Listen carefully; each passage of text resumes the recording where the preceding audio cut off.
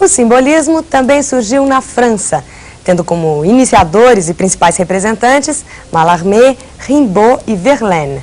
No Brasil, esse movimento ganhou muitos adeptos, entre eles os poetas Cruz e Souza e Alfonso de Guimarães. A corrente simbolista nasceu como uma reação à escola realista, acentuando-se o uso de temas legendários e místicos.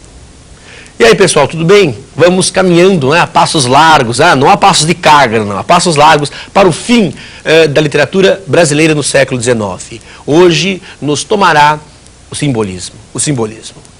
A aula passada, conversamos sobre a arte parnasiana, o parnasianismo que vai perseguir a perfeição formal, né, a arte perfeita do ponto de vista formal. O simbolismo é contemporâneo, né, do parnasianismo. Vimos alguns pontos importantes do simbolismo, que é essa arte que vai falar a alma, esse subjetivismo anímico, a arte tida como religião, um bálsamo para a alma. Vamos ver então alguns pontos importantes da literatura simbolista nesse país. Olha que bonitinho. O início se deu em 1893 com a publicação de duas obras, Missal e Broquéis, do grande, né, do maior poeta simbolista em língua portuguesa e um dos maiores poetas simbolistas, Cruz e Souza, né? Cruz e Souza. O simbolismo é essa poesia intimista, não é? A poesia que fala a alma, a poesia como um remédio, um bálsamo para a alma, uma poesia intimista, hermética, não é? Ou seja, de difícil intelecção, ou pelo menos não popular, certo? Uma poesia hermética, meio impenetrável, sobretudo em função da linguagem extremamente neológica, a arcaísmos, né? Nós vimos nas aulas de portuguesa os pontos mais importantes da literatura simbolista, aquilo que marcou e caracterizou o simbolismo, tá certo? É uma poesia marginal. No Brasil foi marginal. Nós vimos no parnasianismo que a arte oficial foi o parnasianismo. A arte oficial é a arte parnasiana, certo? E a arte subliminar, essa arte marginal, foi o simbolismo. Os simbolistas brasileiros, sobretudo o Cruz e Souza, foram redescobertos ou descobertos no século XX apenas, não é? Viveram a míngua sem a consagração popular, coisa que não faltou a um Bilac, a um Alberto de Oliveira, tá certo? Então temos aí, não é, uma poesia intimista, hermética, marginal, do ponto de vista do gosto popular, não é? Do gosto popular. O mais importante poeta brasileiro, quem foi? Simbolista, quem foi? Cruz e Souza. Olha lá, que legal. Cruz e Souza, não é? Cruz e Souza, o melhor simbolista, a potência verbal, não é? Quer dizer, a carga semântica de suas palavras, muito forte, a consciência do trabalho que as palavras têm para atingir, sobretudo, a alma, os sentidos depois da alma. Esse poeta marginalizado, vivendo miseravelmente, atormentado pela miséria, pela pobreza, pela tragédia pessoal sua, da sua família, não é? Perseguido pelo preconceito racial, né, negro retinto, foi criado pelo ex-senhor da sua família, e extremamente culto, uma sensibilidade apurada e uma inteligência privilegiada, não é? Cruz e Souza, o melhor simbolista, a potência verbal. Quais seriam então os pontos mais importantes desse grande poeta brasileiro, né? O grande poeta Cruz e Souza, a forma. O Cruz e Souza tem a preocupação muito grande com a forma, o que de uma certa maneira o aproxima dos parnasianos, mas enquanto os parnasianos ficavam percebendo, né, que a forma era a única finalidade, o simbolista não, ele usa a forma, como eu disse, para atingir a alma, a forma para atingir o símbolo, o trabalho especial do símbolo para atingir a alma. Olha lá, é o requinte formal, né? Um trabalho especial, sobretudo com a dimensão sonora, né? da linguagem, as aliterações, as assonâncias, apuro sonoro e semântico, não é? O uso de sinestesias, imagens para todos os sentidos, o soneto, a influência aqui de Antero de Quental, o soneto, não é? Aliterações, assonâncias, apuro sonoro e formal, o grande poeta Cruz e Souza. Do ponto de vista temático, do conteúdo, não é? O satanismo do Baudelaire, o pessimismo reflexivo de Antero de Quental, as influências mais próximas do Cruz e Souza, certo? É a dor transcendental, né? É o emparedado, aquele que está contra a parede, né? Está sufocado contra a parede, mas ele consegue transcender essa asfixia através da arte. A arte é que transcendentaliza o grande, ele sobrepaira sobre o mundo, né? Ele paira sobre a realidade, né? Ele paira sobre a realidade, né? É a tensão meditativa. E o satanismo que nós percebemos muitas vezes em sua obra, o satanismo que percebemos muitas vezes em sua obra, né? Missal e broquéis, faróis, tropos, fanfarras e assim por diante. Vamos ver Antífona. Antífona é um dos grandes poemas da literatura brasileira, é uma obra-prima do simbolismo brasileiro, a predileção da cor branca, né? O Cruz de Souza tem uma obsessão pela cor branca, diafaneidades, transparências, ebúrnia, ou seja, alguns dizem que essa obsessão é até para compensar a negritude de sua cor, não se sabe, mas realmente o Cruz de Souza vai, né? A Antífona é esse canto, né? É um concerto antes ou de uma missa, de um ofício religioso, ou até mesmo de um concerto principal, né? Aí seria o canto que vai entrando, né? No ouvido das pessoas. Imagina você, né?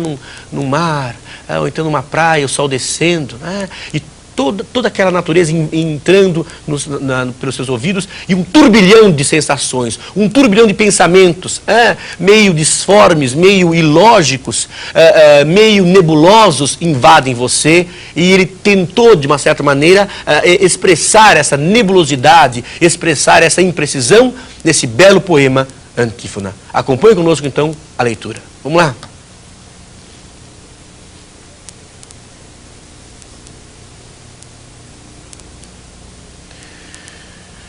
Ó formas alvas, brancas, formas claras de luares, de neves, de neblinas. Ó formas vagas, fluidas, cristalinas, incensas dos triblos das aras. Formas do amor constelarmente puras, de virgens e de santas vaporosas. Brilhos errantes, mádidas frescuras, indolências de lírios e de rosas. Indefiníveis músicas supremas, harmonias da cor e do perfume. Horas do ocaso, trêmulas extremas, requiem do sol que a dor da luz resume.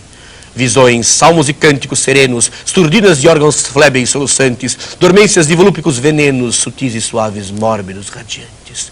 Infinitos espíritos dispersos, inefáveis edênicos aéreos, fecundai o mistério desses versos com a chama ideal de todos os mistérios. Do sonho, as mais azuis diafaneidades que fujam, que na estrofe se levantem, e as emoções todas, as castidades da alma do verso pelos versos cantem.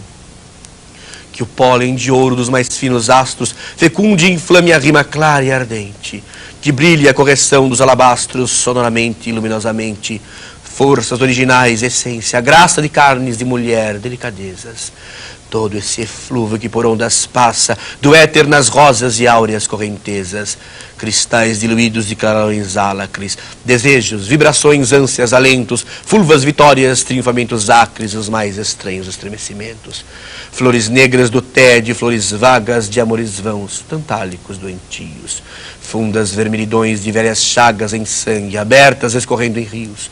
Tudo vivo e nervoso e quente e forte, nos turbilhões quiméricos do sonho, passe, cantando ante o perfil medonho e o tropel cabalístico da morte. Que loucura, que loucura o nosso Cruz de Souza.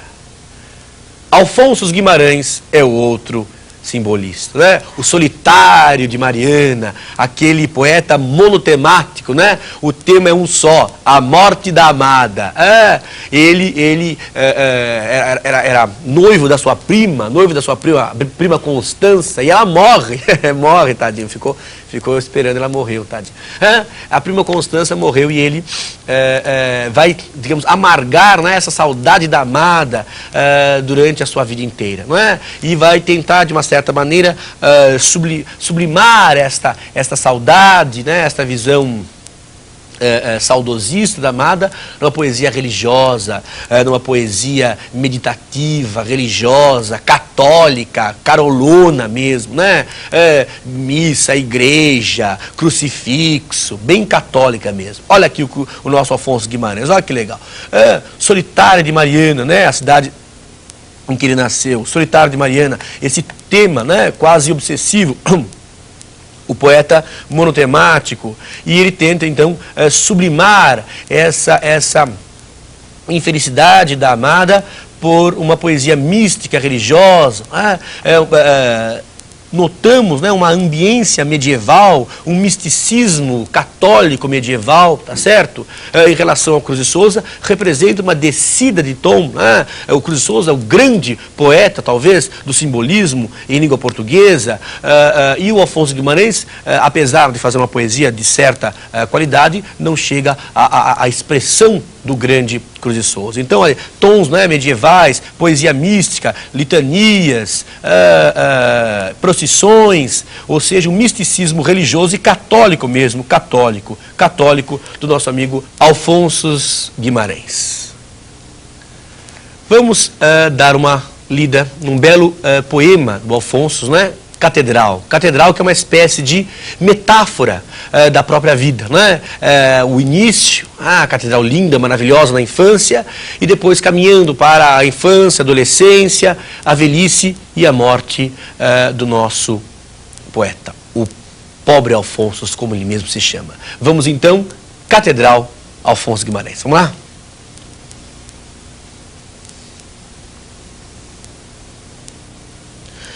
Entre brumas ao longe surge a aurora, o hialino orvalho aos poucos se evapora, agoniza o arrebol. A catedral ebúrnea do meu sonho aparece na paz do céu risonho, toda branca de sol. E o sino canta em lúgubres responsos, pobre Alfonsos, pobre Alfonsos. O astro glorioso segue a eterna estrada, uma áurea seta lhe cintila em cada refulgente raio de luz. A catedral ebúrnea do meu sonho, onde os meus olhos tão cansados ponho, recebe a bênção de Jesus. E o sino clama em lúgubres responsos, pobre Alfonsos, pobre Alfonsos. Por entre lírios e lilazes desce a tarde esquiva, amargurada prece põe-se a lua a rezar. A catedral ebúrnea do meu sonho aparece na paz do céu tristonho, toda branca de luar. E o sino chora em lúgubres responsos, pobre Alfonsos, pobre Alfonsos. O céu é tudo trevas, o vento uiva, do relâmpago a cabeleira ruiva vem açoitar o rosto meu. E a catedral ebúrnea do meu sonho afunda-se no caos do céu medonho como um astro que já morreu. E o sino geme em lúgubres responsos, pobre Alfonsos, pobre Alfonsos. Tadinho do Alfonso, hein? Tadinho. A próxima aula, pré-modernismo, já ingressando no século XX. Um abração.